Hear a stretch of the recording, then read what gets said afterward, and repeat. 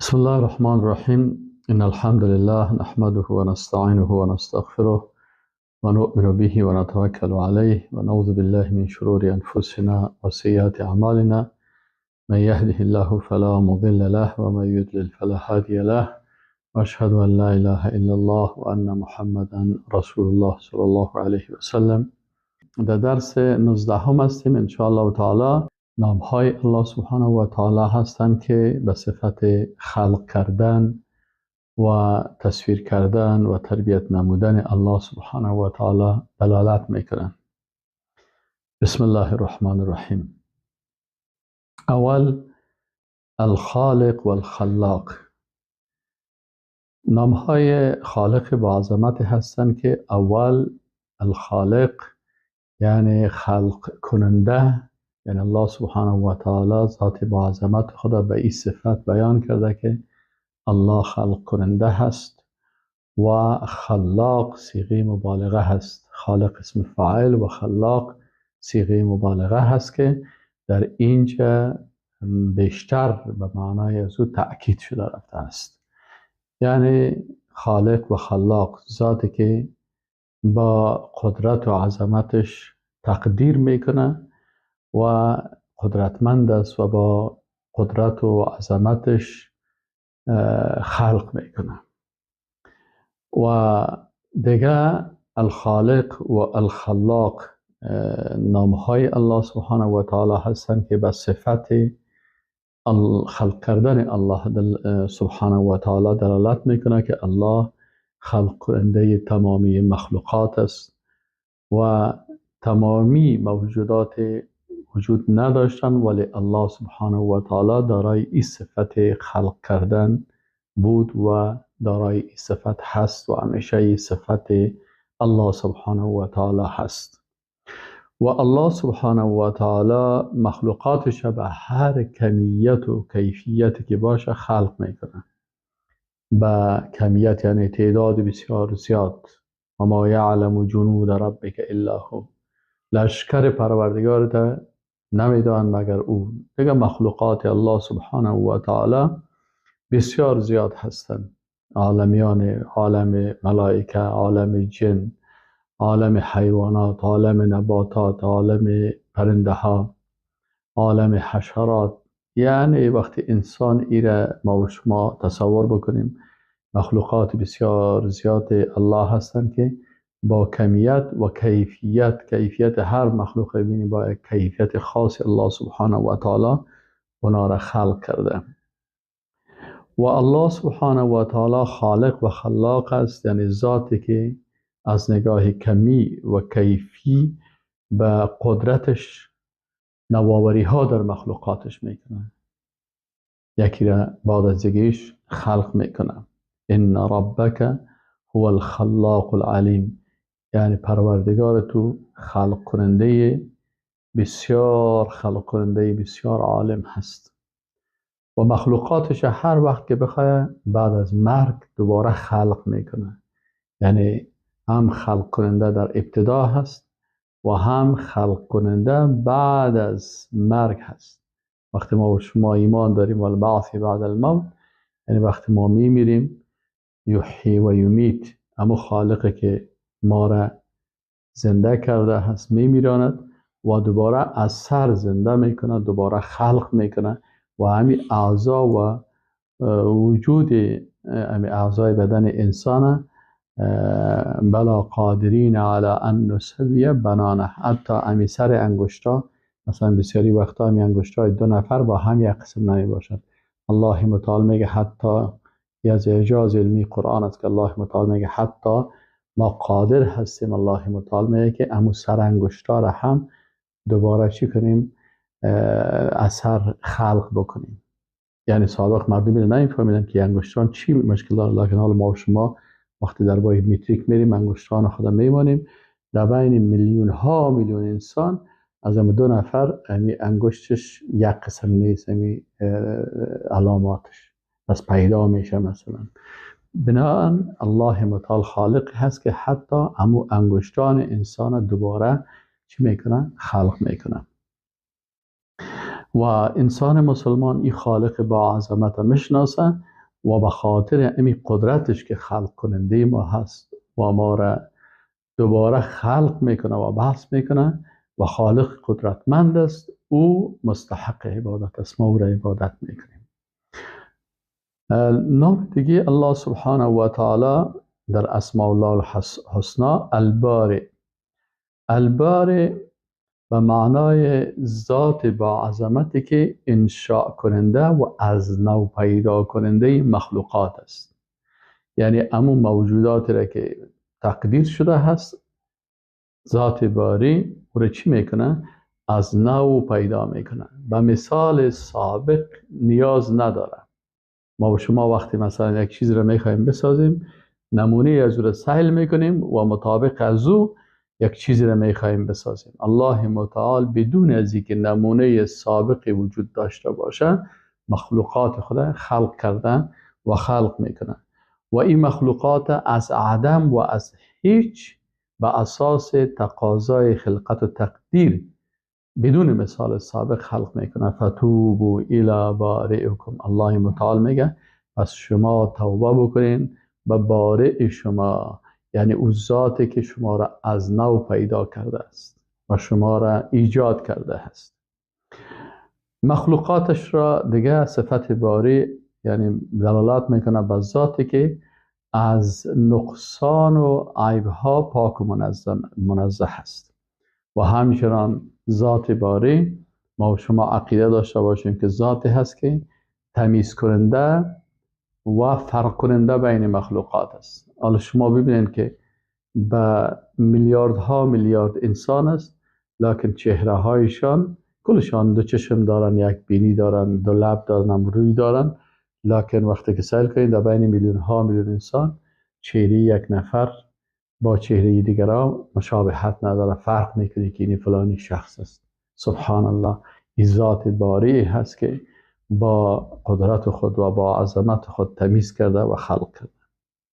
المصور دیگه از نامهای الله سبحانه و تعالی که دلالت به قدرت خلق کردن الله سبحانه و تعالی میکنه، نام المصور است. ذاتی که مخلوقاتش به هر کمیت و کیفیتی که بخواهد به صورتهای مناسبشان به اشکال مختلف خلق میکنه. برای هر کس یک چهره خاصی را تصویر کرده هست. سبحان الله. شما اگر ببینید انسان ها را لقد خلقنا الانسان فی احسن تقویم، انسان یک چهره بسیار زیبایی داده که به کرامت انسانی شایسته هست. با دو پا در حرکت است. مثلا دست انسان اگر امی آرنج انسان نمی بود، انسان مثلا دستش هم راست می بود، پس مثل حیوانات وارا باید غذا را می خورد. لکن الله متعال بر انسان امت دست خلق کرده که با کرامت انسانی بسیار با عزت یک لقمه را می گیره و بسم الله به نام الله می گیره و بدال خود می گذاره و دستش قاط میشه و حرکت میکنه و به اینجا. این تصاویر که به کرامت انسانی شایسته است، الله متعال برای انسان داده و میگه لقد خلقنا الانسان فی احسن تقویم. ذات مصور الله ذاتی هست که در یک جنس برای مخلوقاتش اشکال و تصاویر مختلف میده تا یک دیگر را بشناسند. برای هر کس یک تصویر خاص داده است که این مخلوق، این انسان با این انسان دیگر شناخته میشه. برای هر کس یک تصویر خاص داده. خانمها را با موی بسیار خوب زینت داده، مردها را با ریش زیبایی داده. برای هر کس یک تصویر خاص داده هست. این حال انسان ها با هم فرق میشه. ذات با عظمت هست. اگر یک انسان مثلا 100 دانه رسامی بکنه، 100 چیزا بخواه که کلش یک قسم باشه، حتما ببینید بین 2 3 تا 4 تا ازی بسیار مشابهت های زیاد باشه که انسان فرق کرده نمیتونه. اما الله متعال به اساس قدرت و عظمت خود به میلیون ها میلیون انسان خلق کرده و چهره های کلشان تفاوت، در حالی که عمود چشم و عمود ابرو و عمود بینی و عمود لبانی کلگی داره. لکن شما سعی کنید انسان های افریقایی چهره خاصی دارن، حتی اونا در بین یکی دیگهشان فرق میشه. مادر و پدر اولاد خود در بین هزار اولاد میشناسن.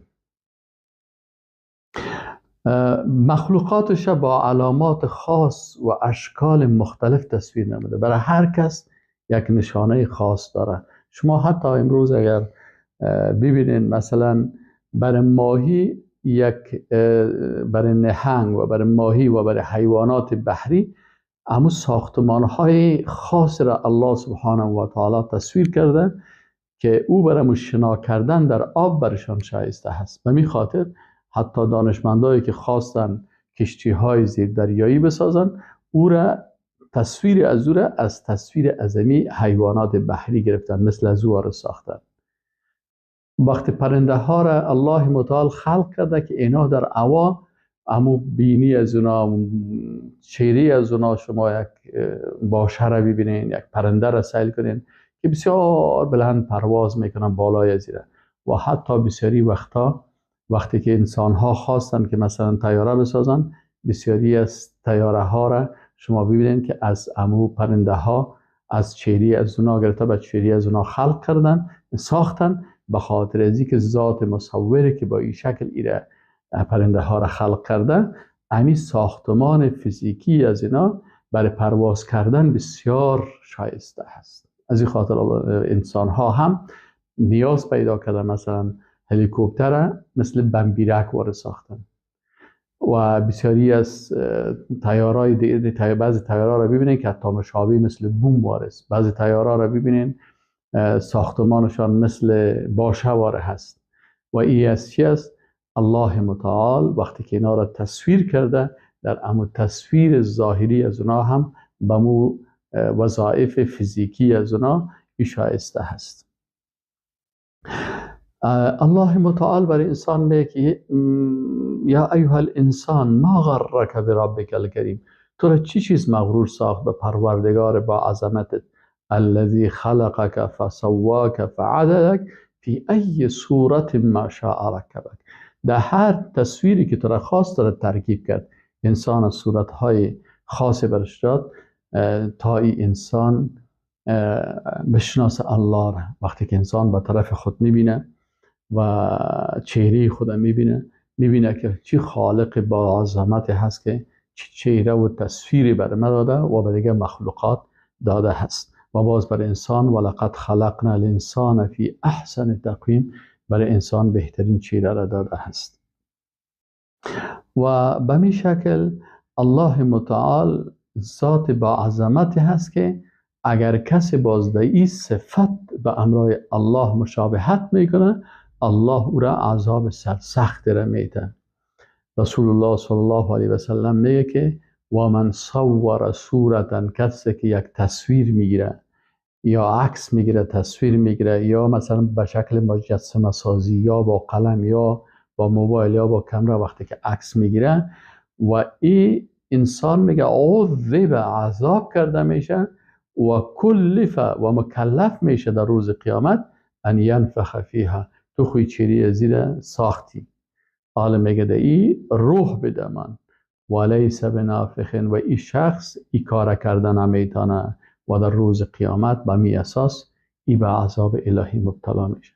از این خاطر امید تصویر گرفتن تا وقتی که انسان 100% ضرورت نداشته باشه یک کار ناروا هست. در اصل یک کار ناروا هست، چون مصور صفت الله سبحانه و تعالی است و مخلوق نباید در صفات الله با الله مشابهت بکنه. هر کسی با صفات الله بخواد که خود با او صفات مشابه بسازه، الله متعال بالای ازی عذاب نازل میکنه. و کسی که بخواد مثلا مصور شه و تصویر کننده باشه، بعضی کسا اگرچه در قسمت تصویر میگن که والله ما با وسایل تکنولوژی میگیریم، او خود سابق تصاویر با قلم بود. نه خیر، حالا تصویر هم میشه به شکل مجسمه باشه، هم با قلم باشه. و حتی اگر با وسایل تکنولوژی شما رسامی بکنین یا با وسایل تکنولوژی شما مثلا با کامera فیلم برداری بکنین، این خب مانع حرام بودن از اون نمیشه. به خاطر از اینکه مثلا عمل شراب هم با وسایل تکنولوژی پیشرفته، سابق مثلا از چیز جور میکردن، از انگور. حالا مثلا شراب های است که از کچالو و از چیزهای دیگه ساخته میشه. پس این نمیشه که اگر به اون تکنولوژی داخل شد باز حکم از او تغییر میده. نه، بلکه عین حکم باقی هست. چهارم از نامهای الله سبحانه و تعالی نام الرب الله سبحانه و تعالی است. رب العالمین، الحمد لله رب العالمین. الرب ذات با عظمتی که دارای ربوبیت، خالقیت، مالکیت، تصرف، تشریع، تربیت، تدبیر هست. یعنی رب العالمین یعنی خالق عالمیان. رب العالمین یعنی روزی دهنده مخلوقات.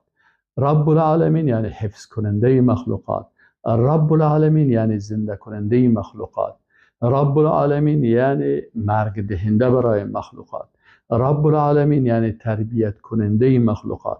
رب العالمین یعنی ذات با عظمتی که تعیین میکنه برای ما احکام، تشریع میکنه. پس این رب العالمین است.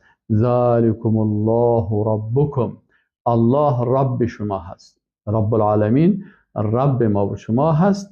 الله متعال میگه لا اله الا هو، نیست معبود به حقی که مستحق عبادت باشه بغیر از او.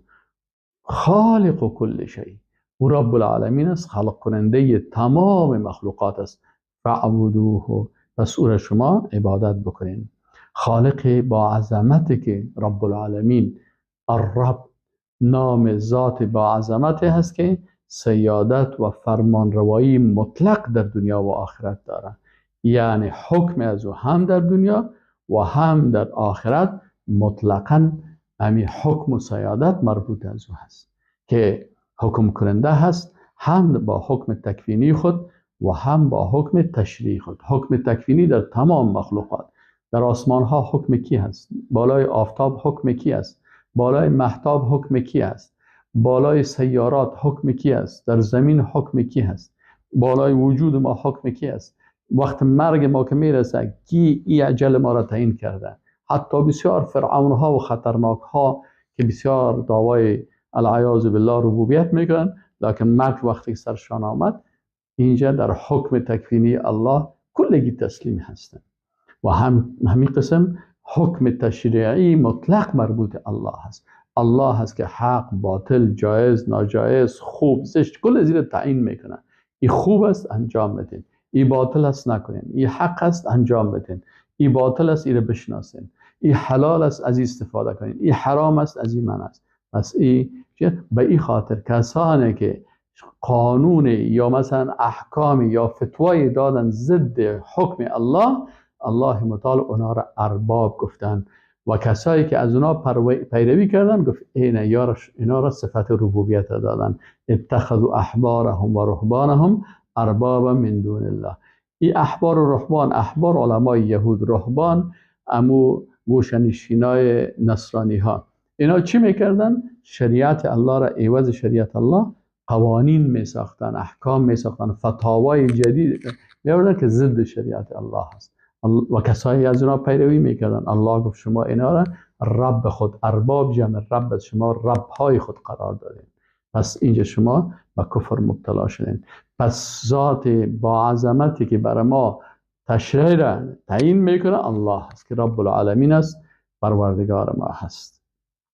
ذات با عظمتی که رب، یعنی الرب کدام ذات است؟ ذات با عظمت است که با تمامی صفات کمال ربوبیت که داره مستحق عبادت است. فقط رب العالمین مستحق عبادت است. والسلام علیکم و رحمت الله و برکاته.